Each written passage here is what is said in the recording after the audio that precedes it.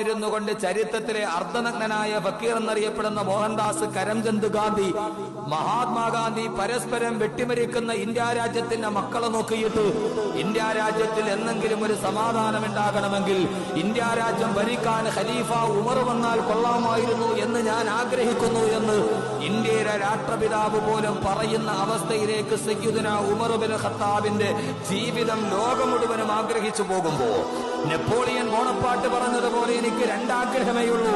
ഒന്ന്, ലോകം മുഴുവനും പിടിച്ചടക്കണം. രണ്ടാമത്, പിടിച്ചടച്ച ലോകത്ത് ഉമറിനെ പോലെ ഒന്ന് ഭരിക്കണമെന്ന് ലോകത്തിലെ ഏറ്റവും വലിയ വീരനായി അറിയപ്പെടുന്ന സാക്ഷാൽ നെപ്പോളിയൻ ബോണപ്പാർട്ട് പോലും ആഗ്രഹിച്ചു പോയ ലോകത്തുള്ള സർവ്വ ഏകാധിപതികളും സർവാധിപതികളും സ്വച്ഛാധിപതികളും റോൾ മോഡലായി അംഗീകരിക്കുന്ന ആർക്കും മനസ്സിലാകാൻ കഴിയാത്ത ഒരു വലിയ സ്വഭാവ സംസ്കരണത്തിന്റെ ഉടമയായി ഈ ഇടയ ചെറുക്കൻ മാറി. എങ്ങനെയായിരുന്നു മാറിയത്?